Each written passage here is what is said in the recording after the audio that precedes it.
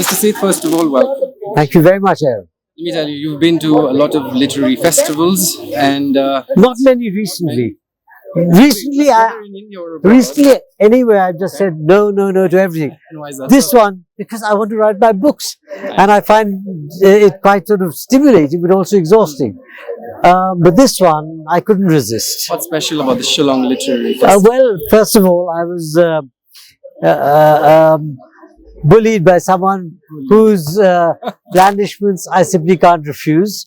And secondly, my Jimny drove me here. Thirdly, you have a singing chief minister, and I wanted to see this strange phenomenon.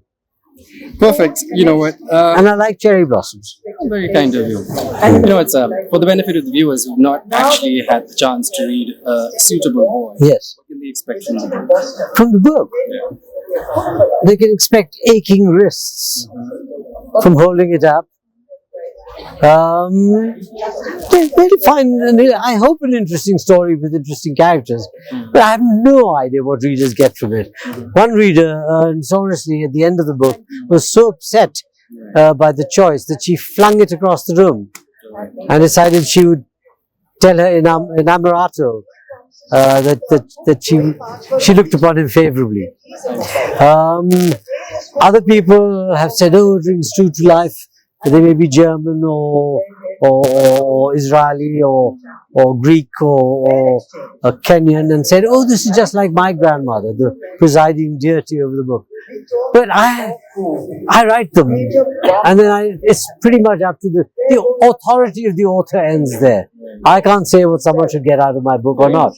Yeah. So there's a film adaptation of the book as well. That's right. It's a more television, 6 parts. Read the book first or watch the movie? In your opinion, as I'd rather you read the book first, because once you see a movie, the characters have a particular physical shape, form, method of talking, and it sort of preempts any imaginative relationship you might have with the book.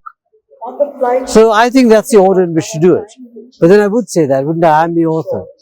perfect. You know, we're here at the literary setting. I want to ask you a question. Sure. You said poetry intensifies the reader's experience. Tell us more. Did I say that? In some of the interview I did the research. Oh God. I'm not exactly responsible for my past self, but I take it's not controversial. It's an interesting insight. Poetry, what intensifies? Intensifies the reader's experience. Sounds very wise. I'll claim it. Poetry intensifies the reader's experience. Yes, well, it kind of does. I mean, unless it doesn't gel or doesn't ring true. And the poetry is a compressed form. So, and it's a memorable form. Correct. So it has that sense, doesn't it, of crystallizing. Crystallizing perhaps might be as good a way of saying it is intensifying.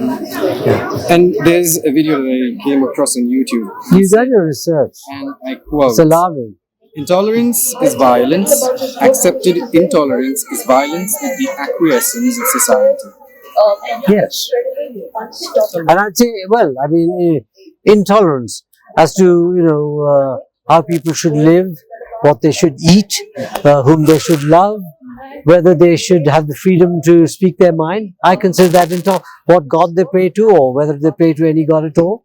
You cannot simply say, well, fiat can make you do this or that. And certainly if you're in a position where you're in the vast majority, it behooves you to understand that you might have been born as someone else and that you should see things from other people's point of view as well. Yeah, exactly. If I'm intolerant of one thing, it's intolerance. If you were to describe Shillong in 3 words, what would those words be?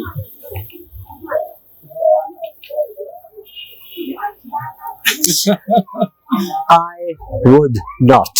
You would not. Thank you so much. I got that. Yeah. My last question to you, I asked. It's far too rich, far too interesting, far too chaotic on the roads and organized elsewhere for me to make any kind of. Listen, I'm a baby in Shillong. I've only been here three days, 2 days in fact. When did you land? The day before? Day before night.